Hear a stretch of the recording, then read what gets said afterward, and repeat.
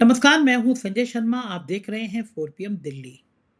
गजब का खेल, गजब की राजनीति चल रही है इस समय।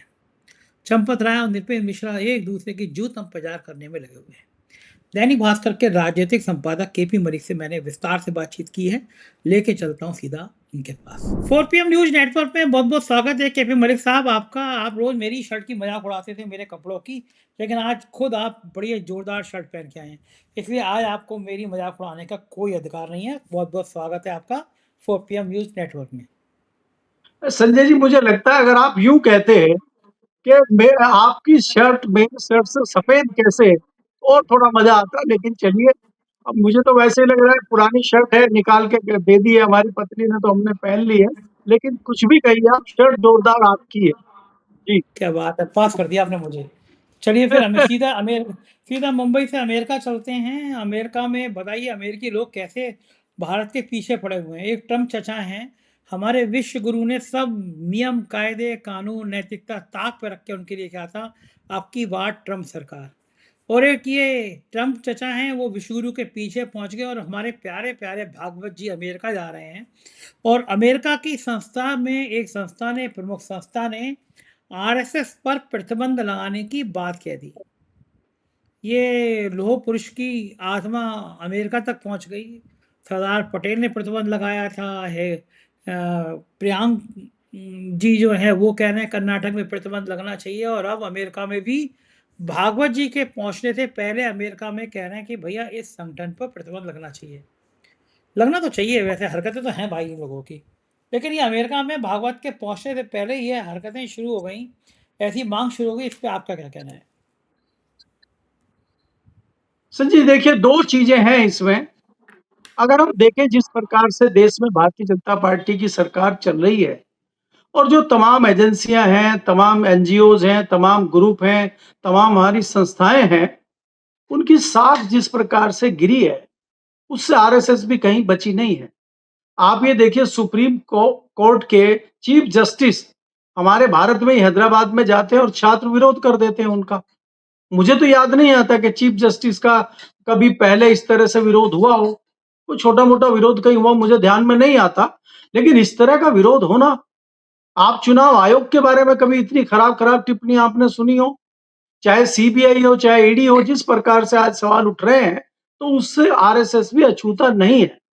मोहन भागवत जी पहली बार विदेश जा रहे हैं, मोहन भागवत जी पहली बार इस तरह के कार्यक्रम में जा रहे हैं, ऐसा नहीं है। लेकिन इतना मुखर होकर इस प्रकार से का विरोध उस देश में होना, जहां पे आपने सही कहा कि चुनाव का प्रचार करने हमारे प्रधानमंत्री गए थे, और वो तो उनके परम मित्र हैं। वो तो कहते हैं कि भाई हमारे मित्र हैं ट्रंप साहब। वो तो आपने देखा ही था सिंदूर में, ऑपरेशन सिंदूर के तहत कितनी बढ़िया मित्रता उन्होंने निभाई थी। और वो अगर इनके जाने से पहले, इनका 25 तारीख से दौरा शुरू होगा और 29 तारीख को न्यूयॉर्क में जा रहे हैं, उससे लगभग 8-9 दिन पहले इस तरह की चर्चाएं होना और इस तरह का मैसेज देना जताता है कि स्थिति बहुत भयंकर है। और क्या ये वहां की बिना राजनीति के, बिना ट्रंप के इशारे के हो रहा है, या ट्रंप के इशारे पे हो रहा है? क्या ट्रंप की मानसिकता कुछ और है कि इसके बहाने भारत पे दबाव बनाया जाए, भारत की सरकार पे दबाव बनाया जाए? क्योंकि उनको भी भली भांति पता है कि आरएसएस भारतीय जनता पार्टी की और मोदी को निर्देश देने का कार्य करती है। तो अगर हम वार करेंगे, अगर हम दबाव डालेंगे मोहन भागवत पे, तो एक दबाव एक हिसाब से मोदी पे होगा, भारत की सरकार पे होगा। तो क्या इस तरह की मानसिकता लेके अमेरिका की सरकार चल रही है, या अमेरिका की जनता चल रही है? क्योंकि आपके देश में अगर कोई इस तरह का विरोध प्रदर्शन होता है, तो उसके पीछे ये माना जाता है कि कहीं न कहीं सरकार की ढील है। और वो एक संगठन है, और वो संगठन कहने के लिए आजाद संगठन है, लेकिन बिना सरकार के कोई संगठन इतनी बड़ी बात करेगा, इस तरह की चीजें करेगा? हालांकि जिन्होंने विरोध किया है वो संगठन के सेक्रेटरी हैं या अध्यक्ष हैं, वो पाकिस्तानी मूल के व्यक्ति हैं, वहां डॉक्टर हैं। लेकिन कोई भी हो, बयान उनका संस्था की तरफ से आया, निजी तौर पर बयान नहीं आया है। तो मुझे लगता है कि भारत के लिए एक बड़ा झटका है। और जिस प्रकार से हम अमेरिका के साथ दोस्ती का हाथ बढ़ा रहे हैं और लगातार ढोल पीट रहे हैं दोस्ती का, उस ढोल में कहीं न कहीं छेद होता हुआ दिखाई दे रहा है संजय जी। जी। मलिक साहब, ये कहा जाता है कि आरएसएस को अमेरिका से बड़ा चंदा मिलता है, इसीलिए आरएसएस कभी भी अमेरिका के खिलाफ बोलता नहीं है। बड़ा हिंदूवादी हैं, हर हिंदू का अधिकार है, हर हिंदू की रक्षा करना है। बड़े-बड़े लंबे डायलॉग बोलते हैं आरएसएस वाले। और जब ट्रम्प चचा भारतीयों को हथकड़ी और बेड़ी लगा के वापस कर रहे थे जहाज से, तो ना तो इनके परम प्रिय शिष्य नरेंद्र मोदी की आवाज़ निकली और ना मोहन भागवत की निकली कि भाई तुम क्या गुनाह कर रहे हो कि किस तरह इस तरह भारतीयों को वापस कर रहे हो।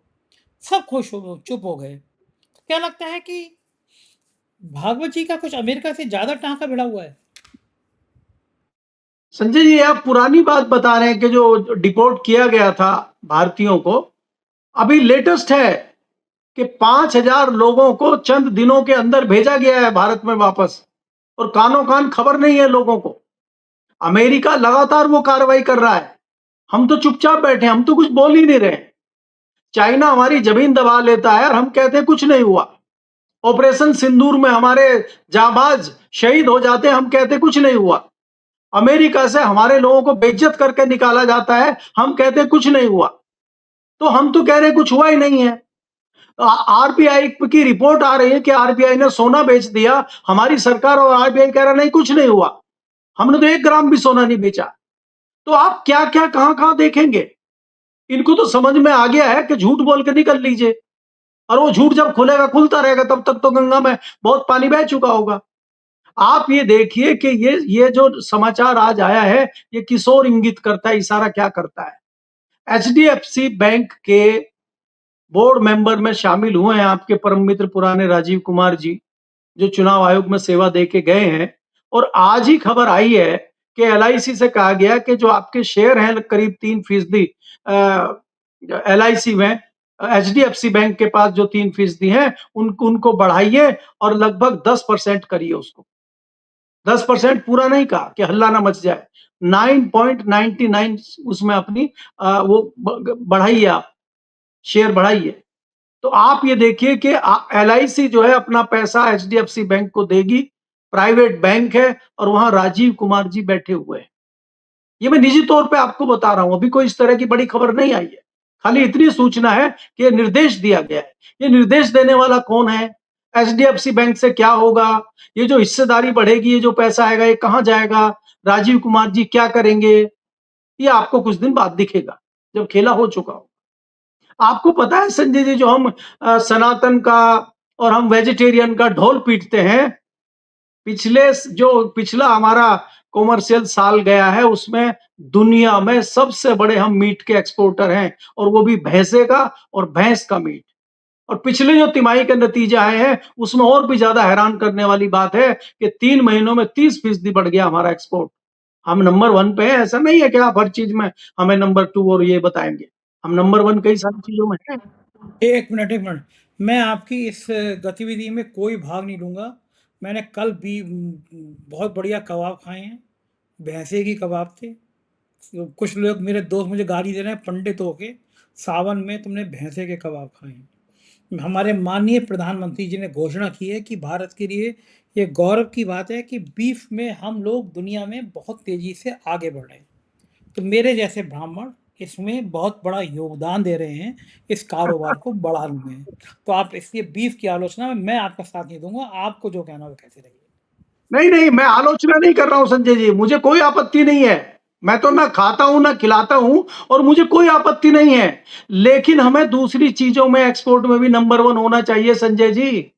संजय जी, जो हम फसलें भेजते हैं, जो हम फल भेजते हैं, चाहे वो चाइना हो, चाहे वो सिंगापुर हो, वो हमारी कमियां निकाल के वापस भेज दे रहे हैं। वो किसी में कह रहे हैं पेस्टिसाइड की मात्रा ज्यादा है, कोई कह रहा है कि आपका बीज अच्छा नहीं है, कोई कह रहा है आपका फसल सड़ी हुई है। वो जो वहां से रिटर्न हमें आ रहा है, किसानों को जो नुकसान हो रहा है, किसान जो बर्बाद हो रहा है, उस पर भी विचार होना चाहिए ना। केवल आप भैंसे के मीट में नंबर 1 हो जाएंगे और अपना ढोल पीटेंगे, ये जरूरी नहीं है ना। जिसमें हम नंबर 1 होते थे, जिस चीजों में भारत का नाम था, हम यहाँ से अपनी जिनसे बेचते थे, अपनी फसलें बेचते थे, अनाज बेचते थे, वो सब वापस आ रहा है हमारा। चाहे टर्की हो, चाहे चाइना हो, चाहे जापान हो, चाहे सिंगापुर हो, सब वापस कर रहे हैं। क्या इस पे भी सरकार ने विचार किया है? मेरा कहने का मतलब ये है। आप ये देखिए कि चीनी एकाएक पिछले कुछ दिनों में 30% रेट बढ़ गए हैं, और गन्ना किसान रो रहा है, उसको पेमेंट नहीं मिल रहा है। और चीनी बढ़ रही है और हम कह रहे हैं कि एथेनॉल बना रहे हैं। आप ये देखिए कि ये ट्रांजैक्शन किस तरीके से घूम रहा है कि हम जो है चीनी को रोक के, चीनी को कम करके, चीनी का उत्पादन कम करके एथेनॉल बना रहे हैं। और एथेनॉल के बावजूद, मिलाने के बावजूद पेट्रोल के रेट कम ही नहीं आ रहे। जो आप कह रहे थे 15-20 रुपया पर लीटर हो जाएगा, मंत्री जी ढोल पीट रहे थे, गडकरी गाना बना रहे थे। वो तो 100 रुपए से भी ऊपर बिक रहा है और लोगों की गाड़ियां खराब हो रही हैं और ना कोई कंपनियां खुश है, ना किसान खुश है। कंपनियां सिर्फ इसलिए एथेनॉल बना रही हैं कि सरकार ने मोटी सब्सिडी उसको दी है। किसान खुश नहीं है। किसानों ने धीरे-धीरे उत्पादन कम कर दिया है गन्ने का, संजय जी। पिछले साल से कम उत्पादन हुआ है। अभी त्योहारी सीजन शुरू हो गया है, चीनी की डिमांड बढ़ रही है, ऐसे में सरकार डर गई है। अब सरकार खोलने जा रही है, बाहर से इंपोर्ट खोल देगी चीनी का। अब आप सोचिए कि जब चीनी बाहर से आनी शुरू हो जाएगी, हमारे रेट फिर डंप आ जाएंगे नीचे और फिर हमारा वही हो जाए, किसान बर्बाद हो जाएगा गन्ने का। आप ये सोचिए कि सीजन खत्म हो गया है, आपके उत्तर प्रदेश में ही बजाज की और मोदी की चीनी मिलें हैं, उन्होंने अभी तक किसान को पेमेंट नहीं किया। और किसान का दुर्भाग्य देखिए कि उसके जो रेट है, उसके जो दाम है, वो भी तय सरकारें करती हैं। जो उसका प्रोडक्ट है, वो प्रोडक्ट की कॉस्ट क्या आएगी, ये तय करने वाला दूसरा व्यक्ति है। एक हलवाई होता है जो समोसा बनाता है, वो कहता है 8 रुपए खर्च हुए हैं, 8 रुपए की लागत आई है मेरे समोसे की, अब मैं 10 रुपए का समोसा बेचूंगा, 2 रुपए का मुझे लाभ प्राप्त होगा और मैं अपने रेट पे 10 रुपए समोसा बेचूंगा। किसान कह रहा मेरा गन्ना उगाने में 600 रुपए का लागत आ रही है और गन्ना सरकार कह रही नहीं, आप 500 रुपए बेचोगे, 100 रुपए नुकसान में आप बेच। तो ये सरकार की नीतियां हैं गन्ना किसान को बर्बाद करने के लिए। तमाम किसान दूसरी फसलें करते जाते हैं। आपने सारी फसलें बदल बदल के लोगों का नाश कर दिया। जहाँ पे आप कपास उगाते थे, वहां पे दालें उगाते थे, वो सब बंद करके आप दूसरी फसलें उगवा रहे हैं। आपने तिलहन उगवाया और वो तेल सब रिजेक्ट होके जापान से, सिंगापुर से वापस आ रहा है और किसान के मत्थे पड़ रहा है। किसान बर्बादी की ओर तेजी से अग्रसर है, संजय जी, और सरकार ढोल पीट रही है नॉन वेज का। तो फिर सनातनी मत कहो ना, फिर आप वेजिटेरियन मत कहो, जब आप खुलेआम कहो कि हम तो मीट आप एक्सपोर्टर भी हैं। आप जो हो ना, आप पिछले ख़यालात के हो, हमारे योगी जी मॉडर्न ख़यालात के हैं।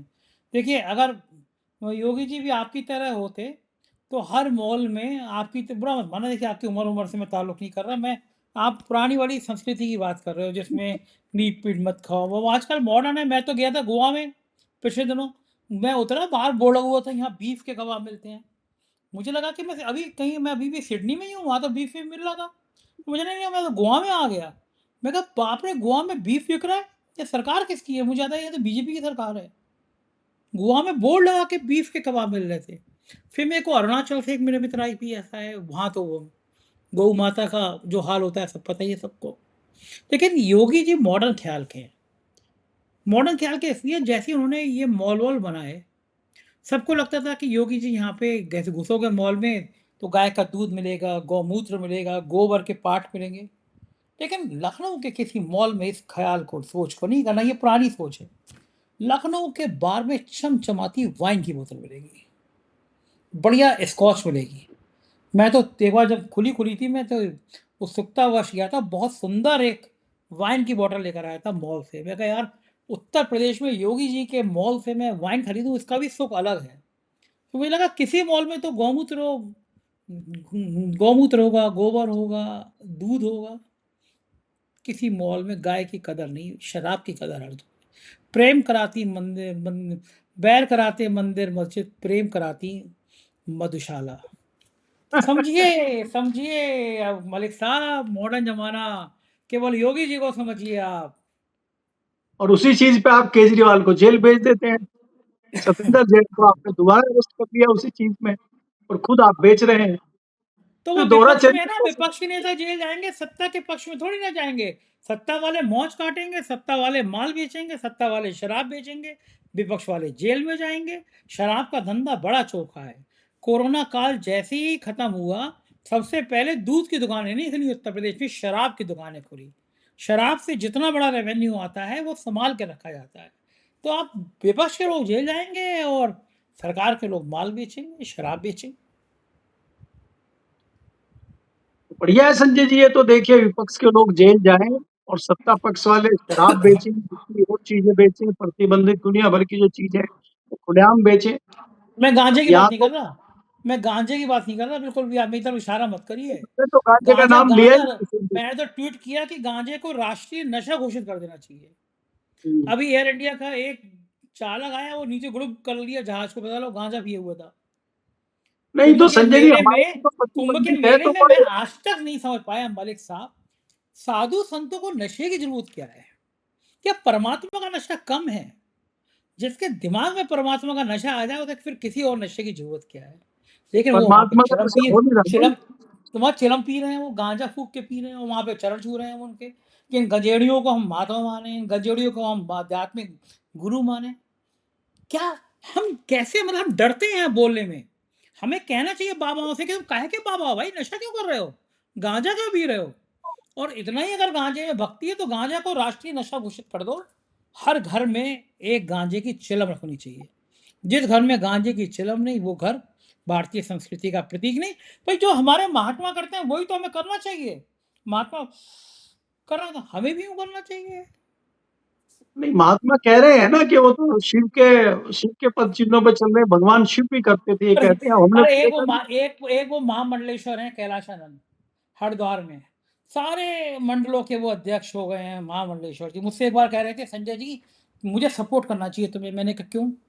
बोले इसलिए करना चाहिए, हरिद्वार में या तो यादव है या ठाकुर है महात्मा, ब्राह्मण में मैं हूँ और एक दो और हैं। उन्होंने मुझसे पंडित देंगे लगाया। मैंने कहा कैलाशानंद जी, ब्राह्मण तो मुझे ब्राह्मण मानते ही नहीं है। कुछ लोग कहते हैं तुम शर्मा लिखते हो लेकिन वो बड़ा ही हो या कुछ और हो। तो मैं कहता हूँ हाँ, तुम जो समझो वो अच्छा। तुम्हारे अंदर कोई लक्षण ही नहीं है, तुम शराब भी पी लेते हो, तुम मांस भी खा लेते हो। मैंने कहा भाई मैं कोई दिखावा नहीं करता, जिंदगी बिल्कुल स्पष्ट तरीके से जो हूँ वो सामने हूँ। मैं कोई नौटंकी में यकीन नहीं करता। मैं कहा आप महात्माओं के पंडित बात निपटा रहे।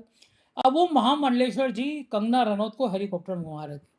मैंने माथा पकड़ लिया कि भगवान जी की जगह ये कंगना रनौत पे क्यों फिदा हो रहे हैं। फिर मैंने देखा वही महामंडलेश्वर जी कुंभ के मेले में अमित शाह के ऊपर जल चढ़ा रहे हैं। फिर वो अंबानी के घर में बैठे हुए हैं, उनके चेले कर रहे हैं आज अंबानी जी के घर पर महामंडलेश्वर। मैंने कहा यार इनकी आत्मा तो धंधे में लगी हुई है, जमीन के कब्जा करा रहे हैं भाई साहब। फिर हुँ। अंबानी आए, उनके ऊपर जल चढ़ा रहे हैं। तो मैंने कहा अपने वीडियो में कि तुम जिनके चरण छूते हो वो दूसरों के ऊपर जल चढ़ा रहे हैं। वो अंबानी पे अमित शाह पे चढ़ा रहे हैं, तुम डायरेक्ट चढ़ाओ ना, इनकी जरूरत क्या है? हुँ।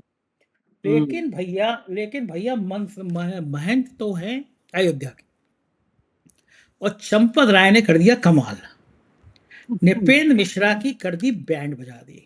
दो चीजें साफ हो गई, चंपत राय आरएसएस के आदमी और नृपेंद्र मिश्रा मोदी के आदमी, सब जानते हैं। पूरा ट्रस्ट संघ का अध्यक्ष चेयरमैन मोदी का। जो टीवी दिल्ली के टीवी चैनलों ने चंपत राय की खिंचाई करी, तो आरएसएस को समझ आ गया कि मोदी जी भागवत जी से अपना हिसाब सेट कर रहे हैं। तो उन्होंने कहा हम बताते हैं हिसाब कैसे सेट किया जाता है। चंपत राय ने एक झटके में नृपेंद्र मिश्रा की बची कुची इज्जत खत्म कर दी। अब आप सोचो, भगवान राम का मंदिर, ये चंदा चोर ऐसे चोरों की तरह लड़ रहे हैं, एक दूसरे पे आरोप लगा रहे हैं। ये भगवान राम के मंदिर को बनवाएंगे, चोरों की तरह, उचक्कों की तरह एक दूसरे पे आरोप लगा रहे हैं। ये चंपत राय और नृपेंद्र मिश्रा ने तो लुटिया ही डुबो दी बीजेपी की। आपका क्या मानना है मलिक साहब? संजय जी देखिए, ये जो लड़ाई हो रही है भगवान राम के दरबार में, इससे भगवान राम कितने आहत होंगे, इसकी कल्पना आप कीजिए। और ये जो लूट की लड़ाई है, भाई लूट की तो लड़ाई है कि तुम हटो अब हम लूटे, तुमने बहुत लूट लिया। मोटा-मोटी तो यही बात है।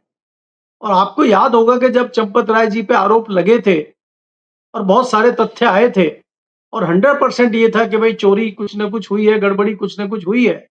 तब यही क्रांतिकारी नपेंद्र मिश्रा जी आके कह रहे थे, "अरे आप काहे इसमें चोरी और तथाकथित चढ़ावा चोरी लगा रहे हो? यार डकैती हुई है, डकैती।" इसके अलावा आप कोई व्यक्ति कह सकते हैं किसी नेता की हिम्मत पड़ी हो, किसी विपक्षी की हिम्मत पड़ी हो, किसी पत्रकार की हिम्मत पड़ी हो ये कहने की कि चोरी नहीं डकैती हुई है? इसके आप मायने समझिए। संजय जी आपने एक बहुत बढ़िया चीज़ ये बताई है कि एक है दिल्ली दरबार के और एक है नागपुर के दरबार के। अब आप ये देखिए कि नागपुर दरबार में और दिल्ली दरबार में भयंकर तलवारें खींची हुई हैं। आज जो बैठक विशाखापट्टनम में चल रही है और हमारे जो अभी आजकल नए अध्यक्ष बने हैं, राष्ट्रीय अध्यक्ष नितिन नवीन, वो भी वहाँ बैठे हुए हैं। मीटिंग चल रही है आरएसएस की तमाम लोग विशाखापट्टनम में जुटे हुए हैं, ना मीटिंग दिल्ली में हो रही है, ना नागपुर में हो रही है। आप थोड़ा-सा अगर पीछे जाएँगे, आपको कई सारी चीज़ें ऐसी हैं, जो सवाल खड़े करती हैं और वो सवाल का इशारा ये है कि कहीं न कहीं कोई बड़ी गड़बड़ है। जैसे आपको मैं बार-बार कहता हूँ कि मैं 2024 से पहले से कह रहा हूँ कि तल्खी है लखनऊ और दिल्ली के बीच, तल्खी है अमित शाह के बाबा के बीच और आज वो जग ज़ाहिर हो चुकी है। अब कोई व्यक्ति ये नहीं कहेगा नहीं, नहीं ऐसा नहीं है। अब आपको मैं नई चीज़ें बताता हूँ और मैं बहुत ज़्यादा उसको खोल के नहीं बताऊँगा, इशारों में बताऊँगा, लेकिन आप पकड़ लेंगे। देखिए एक बता आप शुरुआत दीजिए, हुई थी बता आप दीजिए, खोल मैं दूँगा। हाँ, देखिए एक शुरुआत हुई थी संजय जी कि पीएमओ से एक बहुत बड़े अधिकारी हटाए गए थे। उसके बाद प्रसार भारती के एक बड़े अधिकारी हटाए गए। कई लोगों पे हरीश गाज की जोशी, मैं बताता जाऊँ हाथ क्या था, हरीश जोशी हटाया गया, फिर नवनीत सहगल हटाया गया। मैं आपको डिकोड करता रहूँगा। और ये हुआ कि भई अगर वो जोशी जी पीएमओ में कितने बड़े अधिकारी थे और मोदी जी के नयन तारे थे और उनको क्यों हटाया गया और किसकी शय पे हटाया? महादेव ऐप सट्टा बाज़ार। हाँ, वो तो बहाना था। ऐसे सट्टे बाज़ार और महादेव तो बहुत घूम रहे हैं यहाँ डमरू लिए। वो तो एक बहाना था हटाने का। दूसरी बात ये है कि एकाएक 2 घटनाएँ दूसरी हुई, जिसमें भूपेंद्र यादव को हटाया गया। हटाया ही गया लगभग उनका अगर मंत्रालय का सिस्टम चेंज हो गया, इस सफल में उड़ जाएगा। दूसरा इस्तीफा हुआ आपके धर्मेंद्र प्रधान का और तीसरा नरोत्तम मिश्रा को हटाया गया।